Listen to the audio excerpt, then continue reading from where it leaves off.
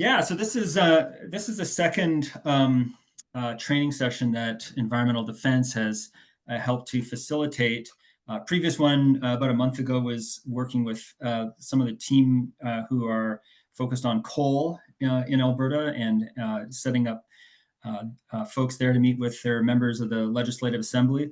Today, we're working in concert with our friends who are working on the abandoned and stranded assets strategy across the province, i.e., the vast number of oil and gas wells that have been left behind.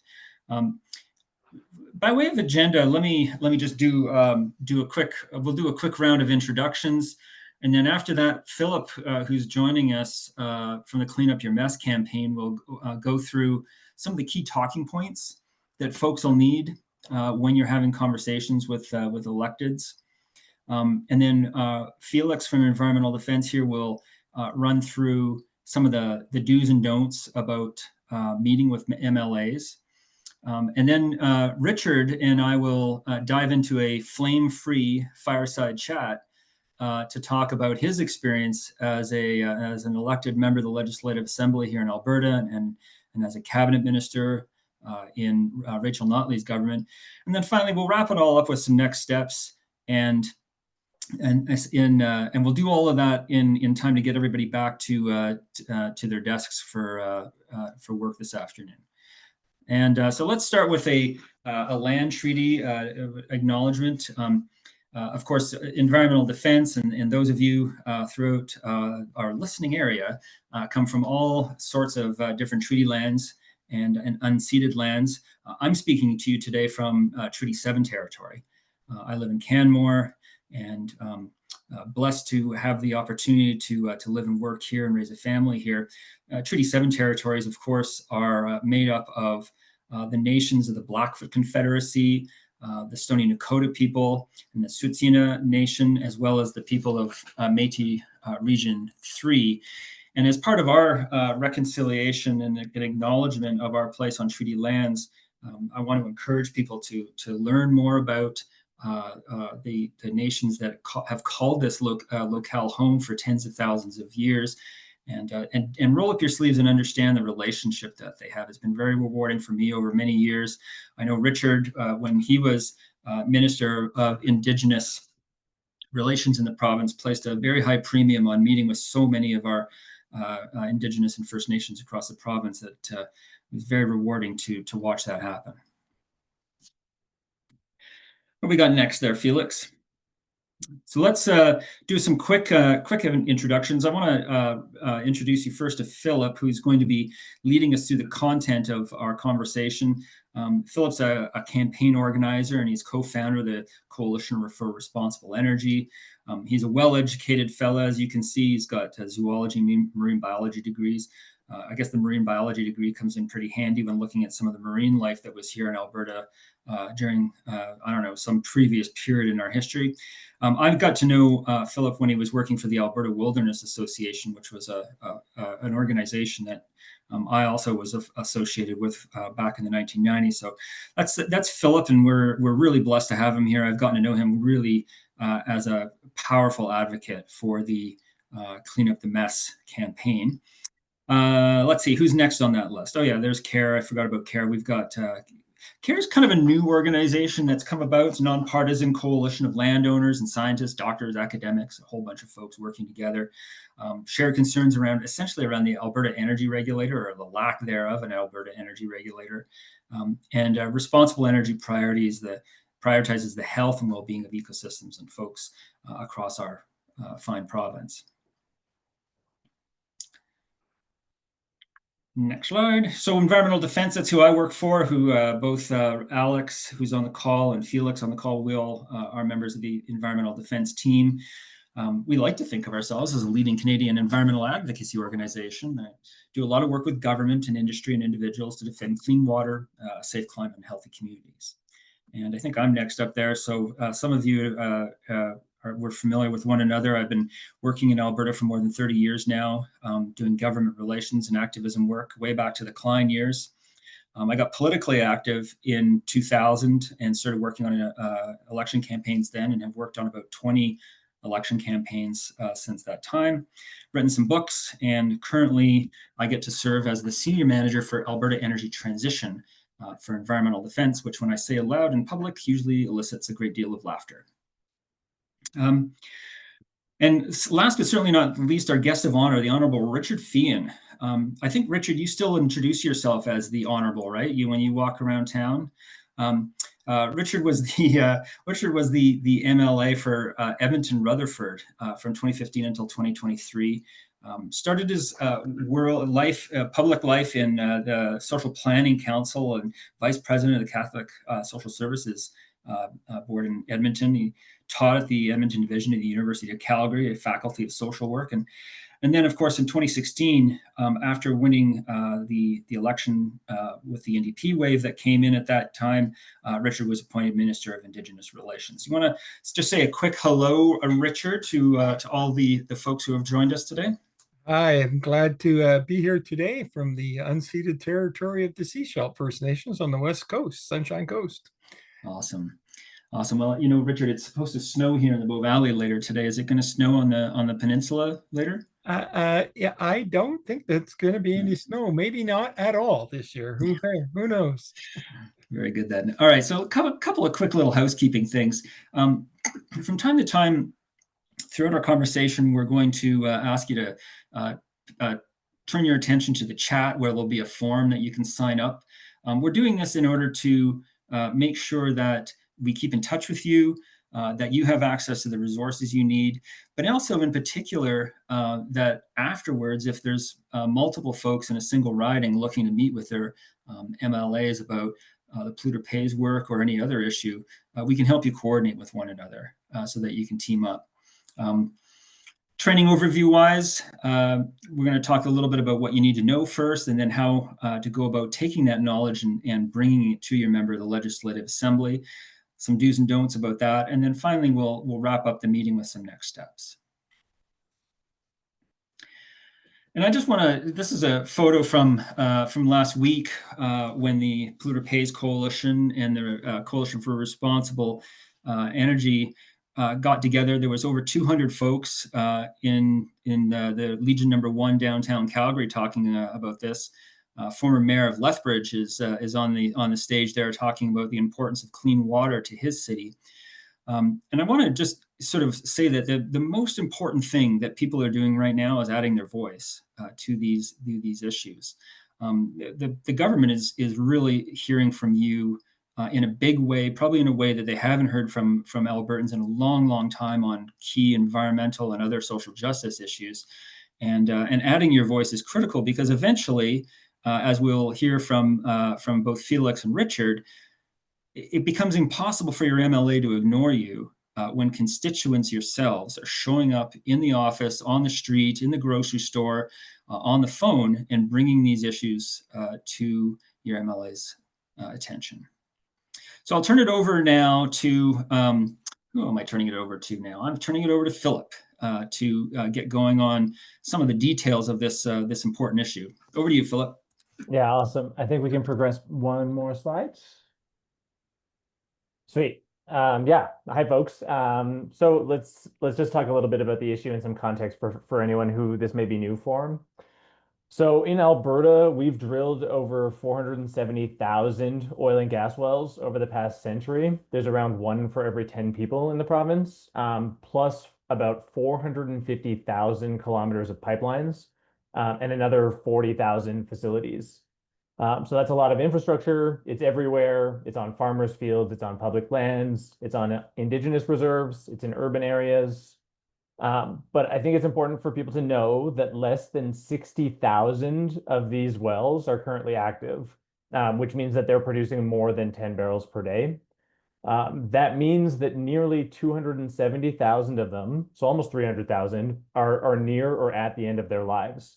They're not producing much or have been inactive for decades and must be cleaned up. In Alberta, we have this thing called the polluter pays principle. It's the law, and it's pretty simple. If you make a mess, you clean it up and you pay for that cleanup. And yeah, oh, I see we already progressed slides. So what's it going to cost to clean all those wells up? Okay, for a second, let's just ignore the pipelines and the facilities and just focus on the wells. There's a 2021 estimate, which you can see on this slide, that used the AER's own internal methods to develop a figure. The best that time was 40 billion. The worst case was 70 billion. But internal AER estimates actually say that it could be as high as 130 billion when those pipelines and facilities are included. And again, this is actually just talking about the conventional oil and gas industry and not the oil sands. It's about double that amount when you include the oil sands. But here in Alberta, our government and our regulator hold less than 1% of those costs from the oil and gas industry as security for when companies go bankrupt or fail to pay. It's like a damage deposit. You hold it so that you can guarantee that companies are going to pay, but we hold less than 1% of those costs in security. But it's not that the industry can't afford to pay for this cleanup. In the past 4 years alone, companies across the oil and gas industry that operate here in Alberta posted combined profits of almost $150 billion. So that's all to say that industry has more than enough money to pay for this, but our government and our regulator are both failing to hold these companies accountable. So instead, they're giving that money away to shareholders and executives. And at the same time, we're also seeing these same companies offloading their wells onto smaller companies that can't afford cleanup and go bankrupt, while the bigger companies get to walk away money in hand. We're also seeing companies refusing to pay rent to landowners. They're skipping out on paying their municipal property taxes, which forces small rural counties to cut their services, or they have to jack taxes on everybody else. We also, the public, like Albertans, are already covering a number of these costs through subsidies and other handouts. Some of you might remember the $1 billion in federal funding that was given to Alberta back in 2020 for cleanup, or the 30 million that Albertans paid to cover unpaid rents to landowners in 2024, so just last year. It's important to note that many of these issues could actually be resolved if the current laws and regulations were better enforced. But instead, the government has put together a plan that's going to make it easier for companies to abandon their obligations at our expense. Yeah, okay, I see we're on the mature asset strategy slide. Okay, so for folks who aren't aware, the mature asset strategy is a document that was released on April 3rd. It includes 21 recommendations to manage mature oil and gas assets in Alberta, but it's really just an industry wish list. We don't have time to go through all of the recommendations one by one, but some of the most harmful include passing legislation that would create new entities. They're called Harvest Co. and Closure Co., which are essentially crown corporations that would be used to acquire junk wells from companies, likely using some amount of public money to do so. They're proposing to repurpose well sites, like adding solar panels so that companies can avoid full cleanup. They want to reduce reclamation standards, especially related to salt contamination and gas venting, which means that landowners with this on their property will have less of a guarantee that the land will be returned to like the original state or a usable state.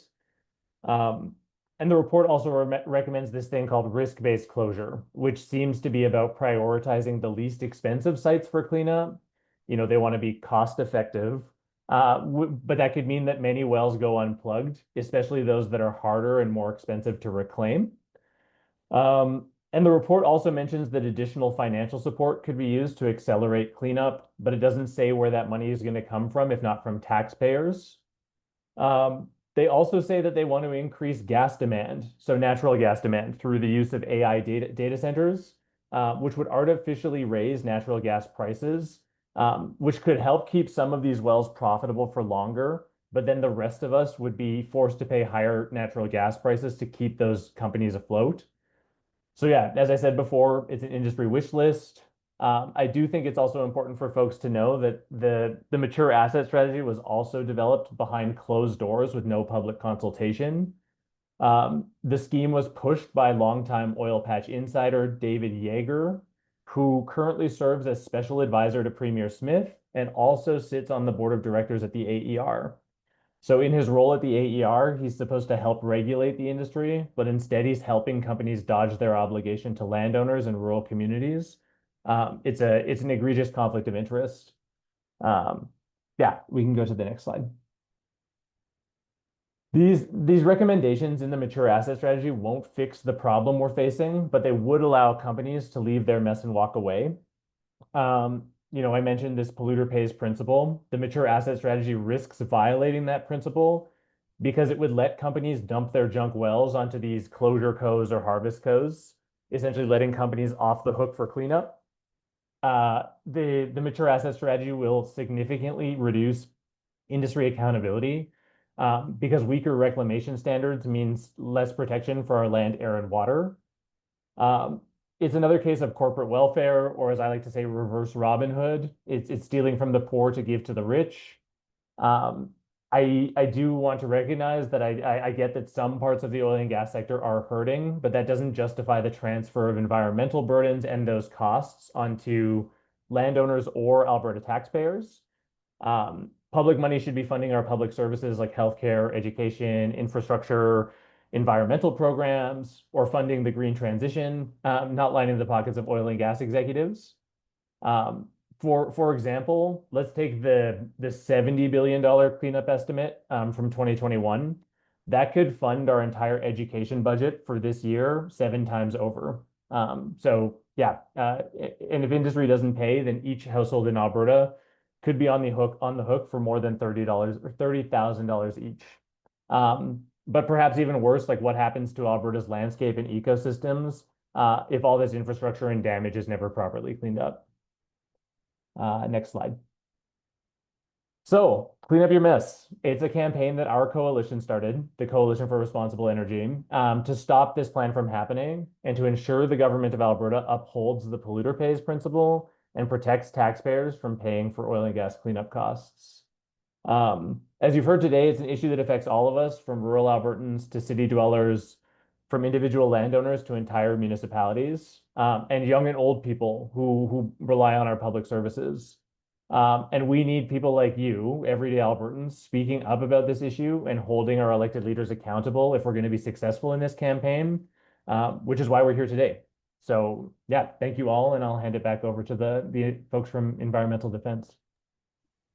That's great. Thank you so much. And I want to encourage people to go to cleanupyourmess.ca. It's a great site that's got a lot of information on this. And it also has a whole menu of things you can do. And of course, one of the most important things you can do is meet with your member of the Legislative Assembly. So I'm going to turn it over to Felix to share his insight into why that's important.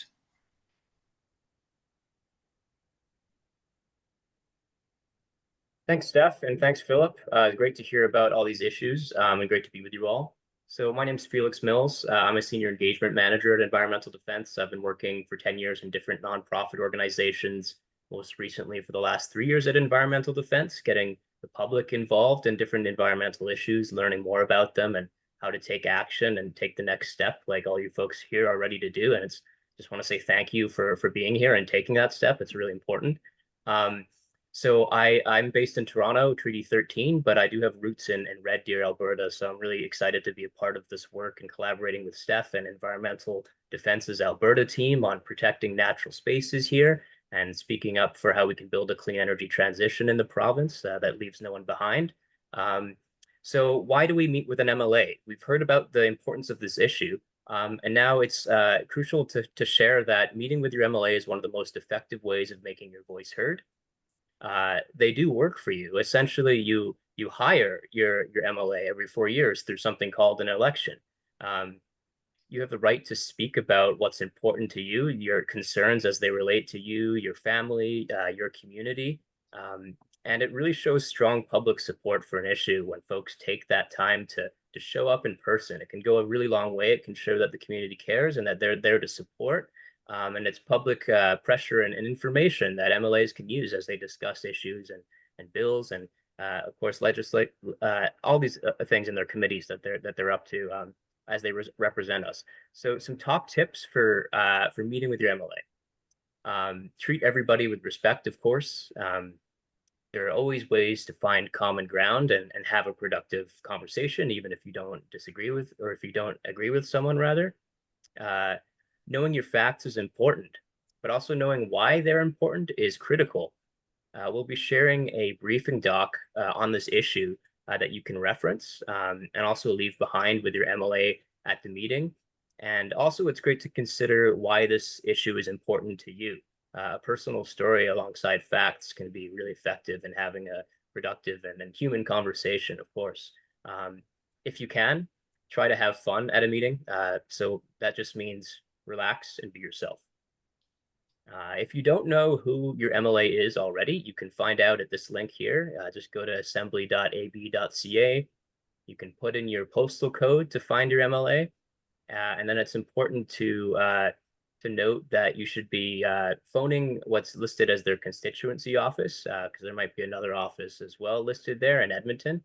And generally, a postal code works to find one's MLA.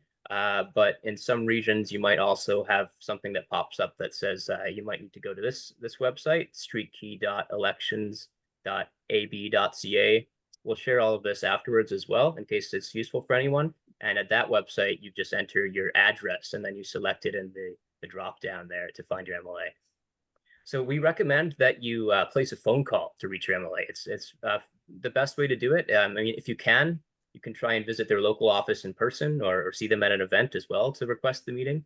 But if you're over the phone, you might be prompted to leave a message or speak to a staff member. Just introduce yourself as a member of the community. You can share your name, your neighborhood, or your name and your postal code, whatever's comfortable. Just don't say that you're calling from an organization. We recommend, in this case, that you speak up as a local resident, right? Who your MLA represents, because that's really powerful when they hear from direct constituents rather than an organization as well. Say that you want to meet to discuss some things that your community cares about and how you can hope that you can show public support for their action on this issue. And, tell them that you want to just share some information and ask some questions. If you did speak to a member of staff, just ask to confirm a time to meet. It's always great to send a follow-up email. It might take a few tries. And then keep in mind that MLAs sit to discuss issues and proposed bills and meet with committees and represent their constituents for about 1 month in the fall and for about 2 to 3 months in the spring. But they also have constituency weeks, which is where they're able to meet with local Albertans that they represent. And they're often available for meetings as well in their local ridings on Fridays. It can take time to confirm a meeting. So in the meantime, consider your talking points. You can refer to some information that we'll share with you with some suggested talking points and a script that you can use at a meeting or make your own. We encourage you to make it your own if possible. Consider meeting as a group. You can find others in your area, and we're happy to help with that as well if you join our sign-up list. And then you can meet together as a team, and you can help prepare your friends and neighbors with some of the materials and information from the session to get them prepared for meeting as a team. If you meet as a group, just make sure to notify the office of your MLA, the names and numbers of everyone coming. 2 folks is great. 2 to 5 max is generally a good number. It's also it's always helpful to find out what your MLA is doing and what they care about. Do a quick search for other issues that your MLA has worked on so you understand what's important to them. See if you can align your discussion of a topic with some of the MLA's past work or maybe past commitments. At the meeting, you can try and mention one thing that you noticed. Maybe there was something that your MLA accomplished or was a part of. Maybe a quote from a news article. Maybe you saw them at a community event or a town hall. Now it's the big day. You've landed a meeting. What to do on the day of the meeting. So it's good to look professional and to be polite, of course. It's good to arrive to the meeting early because politicians are busy people. Just introduce yourself and relax and be yourself and try to remember that an MLA doesn't expect you to be a policy expert. Their job is to hear you as a constituent and represent you as a constituent. We have additional info that's helpful, and we're here to support if there are any questions that come up at the meeting that you're unable to answer at the time itself. but showing up there is important, and sharing the materials that we're providing today. And also just remember that, again, your MLA, works for you technically, and just be yourself at this meeting. So a rough agenda to consider for the meeting is an introduction, a description of the issue and why it matters to your community. Having a strong ask is important. And then a clear thank you and a respectful thank you at the end of the meeting. If you can, if it feels appropriate, it's also great to see if you can get a photo with your MLA. They should, want to be seen meeting with their community. We recommend that you focus on 2 to 3 main points. Try to keep it short and brief. And if you're in a group, it's also great to assign roles ahead of time. It can feel good to be part of a team there together. For example, who might lead the discussion and mention the issue, who will take notes on what was said and keep track of time, who might offer to take that photo at the end, and then give the MLA time to ask you questions as well. It's okay to say that you don't have the answer and that you'll get back to them, but you want it to be a dialogue, and I'm sure that there will be some back and forth in any meeting that any of us have. You can consider some additional questions in your conversation for your MLA, like what next steps are you able to take on this? How can we support you? How can we as a community stay connected on the work that you're doing on this issue? Now, this is important. We're almost through these tips and ready to hear from our special guest with some more insights, but want to cover this. Meeting with an MLA can be a friendly experience, but if you meet with an MLA that's defensive on the issue, which also happens often, don't get derailed. Just stick to your main talking points in a positive and polite tone. Stay respectful and not combative. If you feel flustered, it might sometimes even be best to thank them and end the meeting politely and let them know that you'll follow up with further emails to answer their questions and concerns. Never take things personally. Because everyone, including MLAs, has different viewpoints. You're speaking up for important things, right? And you should feel good about that at the end of the day. Lastly, just you can share additional info that you didn't manage to have a conversation about if timing ran out in the meeting through this leave behind document that we'll share, and also through follow-up emails. Some final tips for the day of the meeting. Typically not more than 20 to 30 minutes, sometimes shorter, maybe longer if you're lucky, but politicians, again, are very busy. They might join late, they might reschedule or have their staff lead. Don't be discouraged by any of this. Consider having your ID or be willing to share your postal code at the meeting, but no need to ever share how you voted. Avoid wearing political slogans of any kind on your clothing at a meeting. Those are some additional tips. And then you just want to, after the meeting, send a thank you, of course, to summarize what you talked about, maybe answer any questions that came up or provide additional information that they might have asked you for. You can always feel free to email Philip and co or us at Environmental Defense for any additional information. We're here to help, and just ask again how you can support your MLA in working on this issue. So with that said, right, I'm going to turn things over to Steph and our special guest, the Honourable Richard Feehan. Now, listen, folks, I know that seems like an awful lot of information really quickly. And Felix, thanks for doing such a great job of going over it. You'll get a copy of the presentation as a PDF afterwards so that you can go back and review. You'll also have these charming photos of Richard so that you can, I mean, if you want, you can, pin them up on your wall or whatever turns your crank. I want to ask, so welcome again, Richard. I'm incredibly grateful that you were able to join us today. I want to start by asking you, from your time as an MLA in Edmonton, what was the craziest thing that you ever heard happen or said at a constituency meeting? What just floored you when you heard it? Well, I don't know that many people come in with too much stuff, but, I guess the things that stick in my mind is something that I just couldn't even start to begin to imagine supporting in any way. A fellow came in and then asked me to step outside and look at the sky and then pointed to the contrails behind the airplane and started talking about chemtrails. And you know, like that old one. Like the meeting was gone at that point because I'm not going there. It's just not something that on any way I can you know, invest any time. It just conspiracy theory stuff, and it you know, I was polite and listened to him, that kind of thing.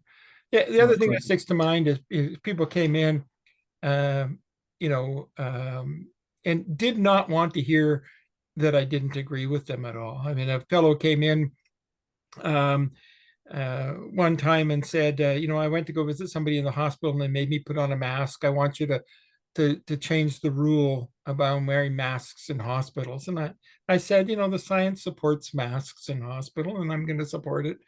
And he just started yelling at me and he was going to get everybody to vote against me and so on. Again, just a total waste of time for me and him. So yeah, the underpinning thing is that some of these things you're going to talk about are very, very important to you. And often it's because you have a very strong value base, and the issue that you come in with is really aligned with your value base. But if you think you're going to change the MLA's values in this meeting, you really shouldn't even have the meeting. You're not going to change the MLA's values. You might be able to encourage some behavior from them, but you're not going to change their values. And you just have to understand that they just might not be open to almost anything you have to say. It doesn't mean though there's not value in having that conversation, even if they disagree with you. Particularly if I really like a lot of the points that were made.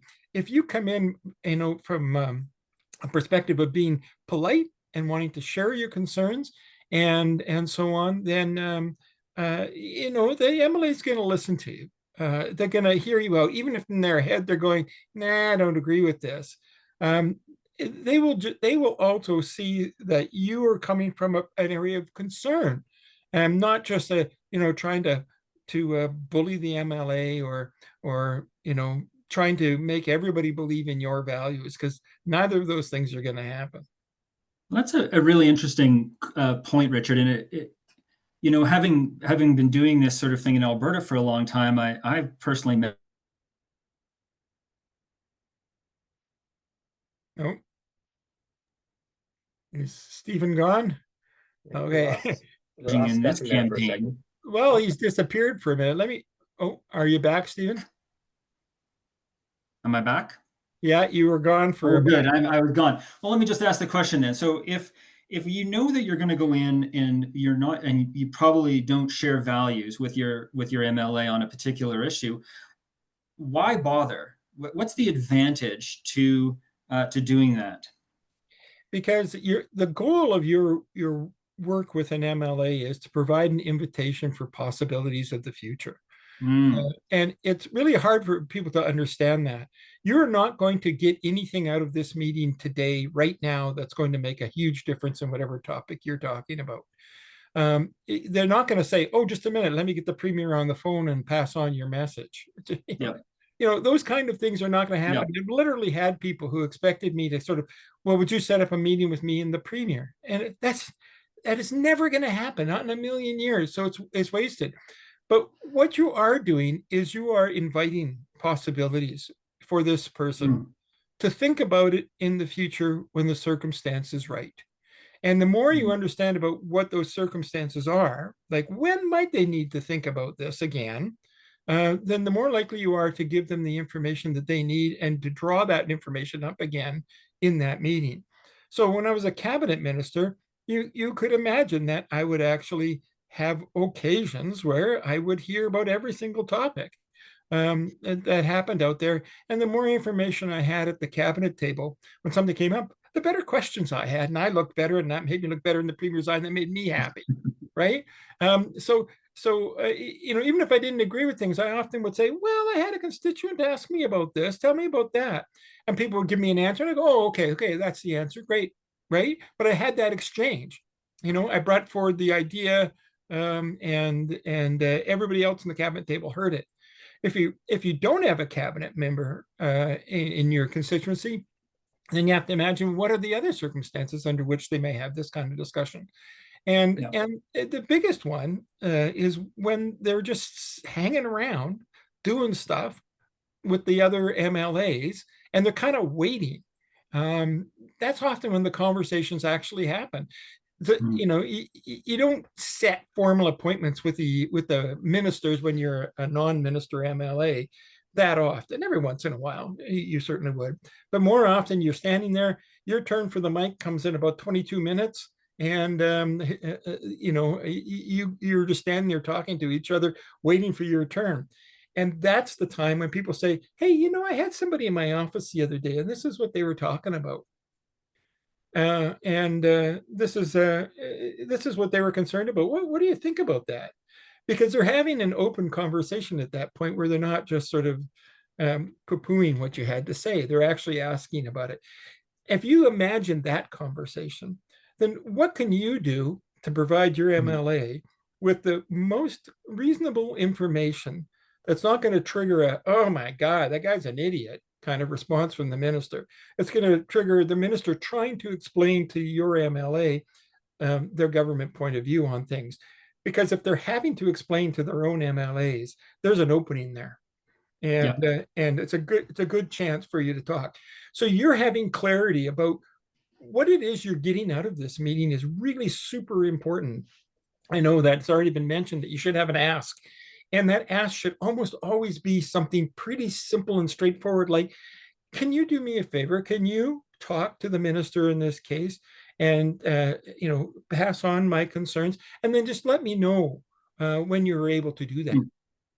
That's it. So you close the loop and you force them to be back in touch with you, which gives you an opening for increased dialogue. Yeah, so I'll call you in a month and just see if you had a chance to do that.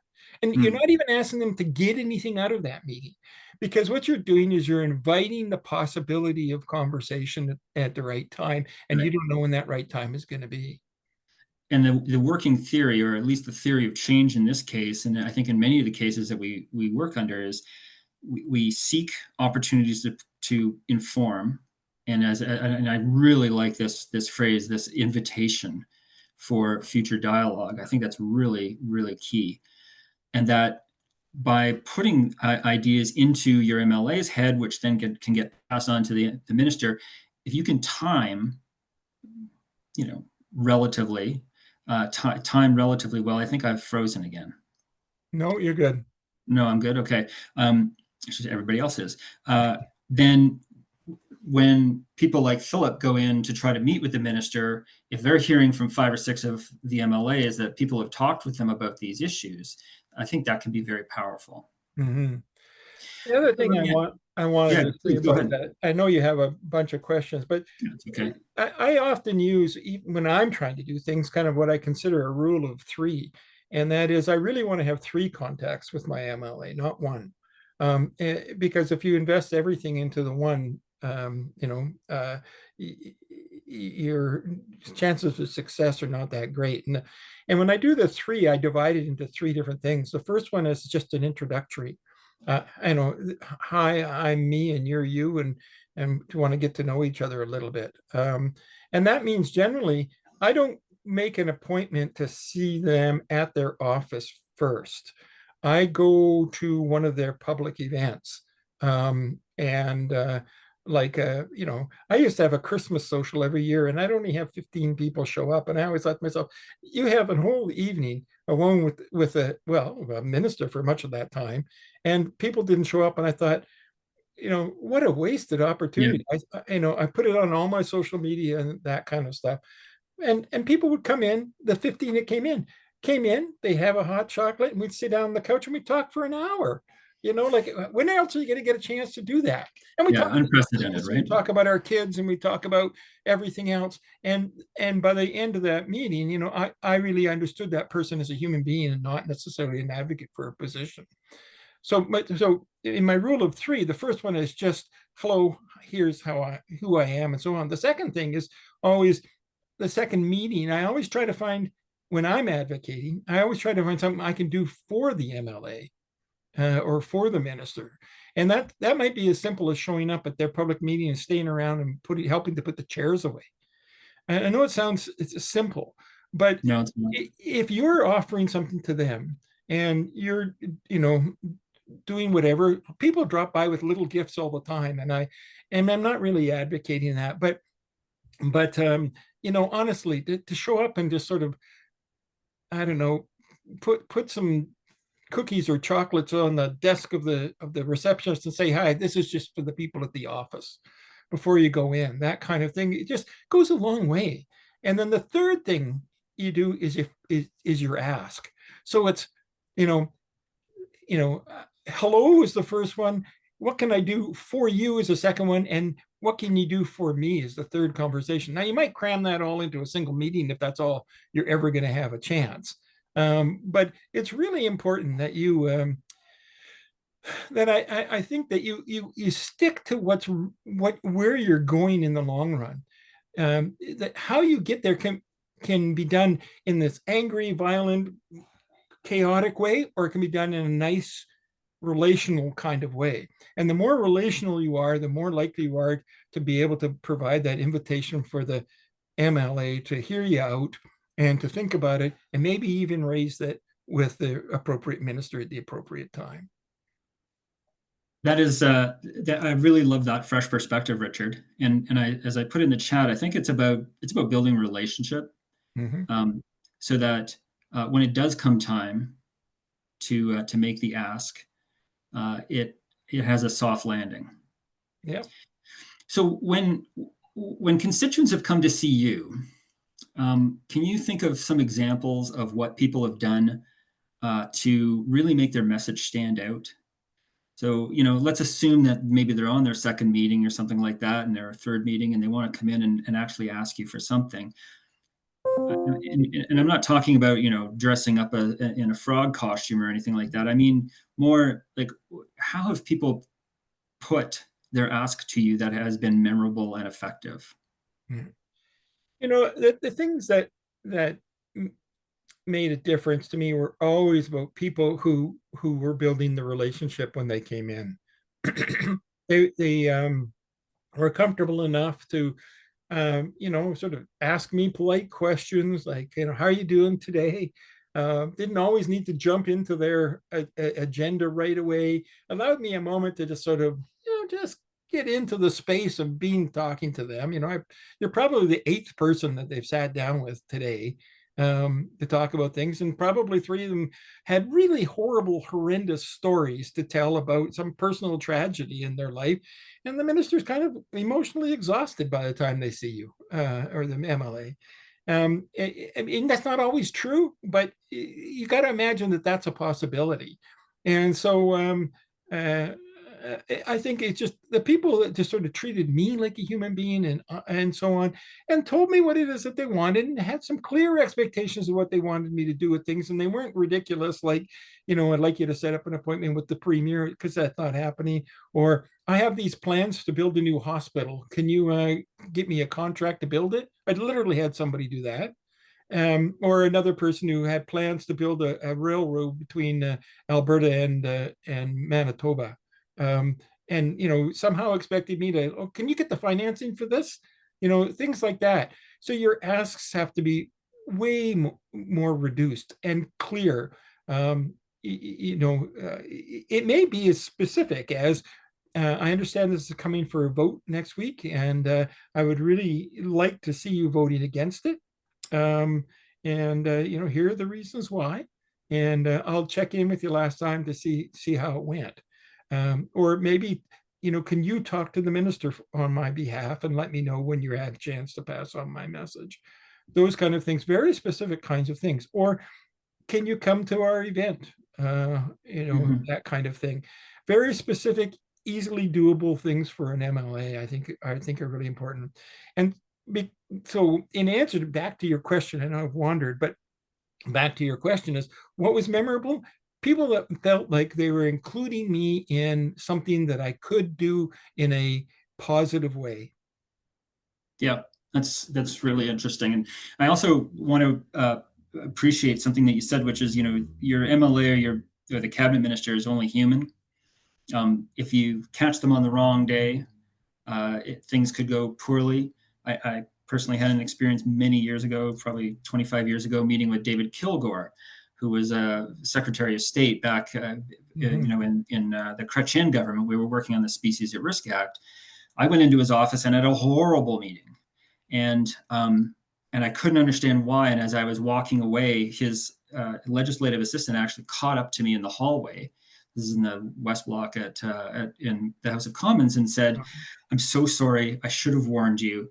The minister is negotiating the release of hostages in Colombia today." And I was like, why did you even let me walk into that office? Yeah. But, and he and I ended up having great correspondence afterwards. Yeah. What happens when you go into an office, an MLA's office, and you say, blah, blah, you do all the things that we've just talked about, and it still goes sideways? Your MLA is openly hostile, or at least is pushing back really hard in an unfriendly sort of way. Maybe you've tripped over some issue that is particularly like as a political landmine for them and whatnot. How do you handle that? You have to realize that if they're in a place where they're going to be pushy or angry or bullying toward you, there's no point in your continuing much more with that meeting anyways. I mean, it's lost, but you haven't lost the moment. What you've lost is that meeting with that MLA. What I would immediately then do is I'd go to my social media afterwards and say, again, very plainly, I had an opportunity to meet with my MLA today. It seemed that he was unhappy to meet with me to talk about this particular topic. And it was pretty unfortunate that we didn't come to a place where we could find a mutual ground to work on. And so I'm hoping that we'll be able to find some way in the future. But you're talking about the fact to all the other people who are on your social media that you were there, that you were polite, and that there's work to be done with this MLA. And then at the end of that social media message, I might be saying, I encourage some of the rest of you to have a go and see if maybe they're a bit more open on a different day. Keep your hopes up, everybody. Let's keep going. So make some value out of that meeting, even though you may not get anything from that MLA right here, right now. And I can tell you, lots of them, but I was about to be political. Some of them are just so close-minded that nothing you say is going to ever make them change their mind. And you have to understand that. But your having gone is still important, and make sure other people know that you went. Well, I think on that point, Richard, I think it's important even for our MLAs who, we don't have a single thing in common with. I still think it's important to present them with the information so that when they are in caucus, or if they rise in the House to speak to a point, and they say things like, no Albertans are opposing this, in the back of their head, they'll be thinking, oh yeah, there's that one guy, that Richard character who I met with, and he wasn't very happy about this. And it may cause folks to think twice before giving full-throated support to some of the more egregious things that are happening in Alberta on environment and other social issues. Mm-hmm. Let me ask you the last question here, the last one that I've got, at least, about what happens after the meeting. I think what you've described in your 3-step process is the development of a relationship with your MLA, and hopefully everybody will have that opportunity to get to know those people as human beings. Go to the Christmas party, go to the events, because like you say, sometimes there's nobody there. Take advantage of days where the MLA is available for conversation. What happens afterwards? So you've had this meeting, you've made the ask. I think you've alluded to, you follow up after a time. Tell us more about what happens then once the meeting is over. Well, I think what's really important is that you go back on social media and you tag the MLA so that they on their social media are getting a note that somebody has visited them, and they're going to be worried about how they're being portrayed in that. Mm-hmm. And if you come across as, he was an asshole and I don't like him, then it just comes across as you're just another online troll, right? Mhm. And those are pretty easily forgotten. And I can tell you, no matter how much of a troll you think you are, I've met a worse one. Um, Can and imagine. really, you really are undermining your cause if you turn into a bully toward the MLA. You absolutely are. What's really hard to dismiss as an MLA is somebody who constantly is reaching out in relationship during the meeting and then afterwards sort of saying, I don't feel like we got to a really great place, but I really would like, all of you who are also concerned about this to reach out to the minister or the MLA, whoever it is, and have this conversation, because I think it's really important that we have them understand why it is that we're concerned about this. And if you've tagged the MLA, then somebody in their office is going to see that. Yeah. And often not the MLA, but actually people spend a lot of time on their phones, even MLAs and ministers. So I think that if they have a not unpleasant conversation with you, and then they see that you're out there talking about the fact that you had a conversation with them on public media, they're going to be a little bit more tuned into what it is that you had to say. Well, and I also think your point about continuing that need the need to be polite even after the meeting's over, and because it's just so easy when you have the perception of distance that social media creates, to be a bit of an ass. And I think you'll distinguish yourself in the eyes of those reading those social media posts if they're polite, but firm in their disagreement. Yeah, when I do say polite, I like the fact you said firm, because when I do say polite, I'm not talking about being wishy-washy or mushy here. I think you should be really clear about what you want. I mean, you have your 3 talking points. You speak to all of them. You say them directly. You make Mhm. sure that you know what your ask is, and the ask is a reasonable ask. It's not a ridiculous ask. It's a, can you please pass this on to the minister? Can you speak to this in the House, or can you Yeah. can you sign this thing, a petition, or can you send a letter, or something that's really reasonable, and then I'll check in a month or 3 weeks or whatever, Yeah. and back to you. I think that's important. Your firmness is there. You're not a Yeah. jellyfish, but you're also not a brick. Well, and that bit about I will check back with you in a month is so critical. Like if the MLA knows and you actually follow through with that, because I'm guessing that most people won't follow through. If you follow through with that, that's powerful. Yeah, yeah, and you can always set another meeting. Yeah. If you don't have something new to say, the person who arranges their meetings might say, "Look, the MLA heard you out, but they don't really, there's nothing more to be said, so I'm not going to set a meeting." That might happen, but Yeah. then I'd be immediately on social media again after that, saying, trying to get a meeting with my MLA. I'm hoping that they'll be able to find time for me. So far, they haven't been. You know, Yeah. you're putting pressure on them without calling them out and calling them stupid or calling them bad or saying they're devils or whatever else. As a human being, it's much easier to dismiss somebody who mistreats you. And if they make you feel bad, and they tell you you're a bad human being, then you don't go away to somebody else and say, "Oh, gee, they had some important things to say to me." You go away and you say, "Gee, they're assholes." Your focus is all on their behavior and on how they treated you. It's not on Yeah. the content of what they're trying to talk about.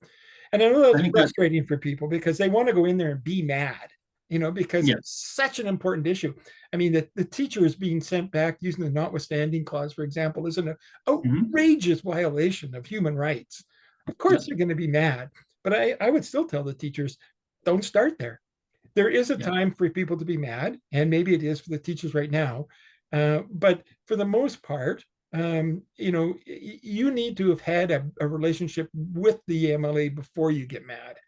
Because That's then right. the You have to earn that. yeah, it's got to be earned. Then the MAD means something to them, right? Speaking of MAD, I know that some folks have got to get back to work, Richard, and I think we're gonna wrap it up. Yeah. This has been a great conversation, Richard, and I'm incredibly thankful. I'm going to turn it back over to Felix to wrap up. I'm also going to post something in the chat right now.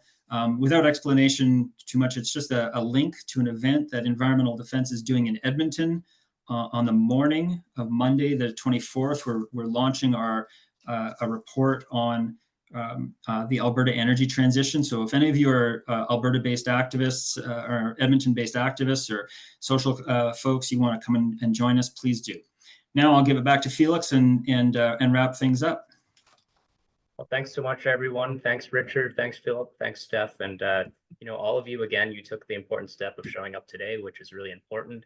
The next 3 steps are just, there's a link that I dropped in the chat there. It's important that you can sign up there to join our list of advocates. We can find out what region you're in, and if there's anyone else who's in the same region looking to speak up about this or other issues, and keep this going. Find some groups that can meet with MLAs together and make our voices heard. We'll also, of course, share all the resources that we talked about today. A little bit of a guide script that you can use or make your own for your meeting. We're here to help. If you have any questions, I'll drop my email in the chat as well. And I just want to thank everyone for being here and hope that you all have an excellent day. Thanks, everybody. Much appreciated. Thank you so very much, Richard, for joining.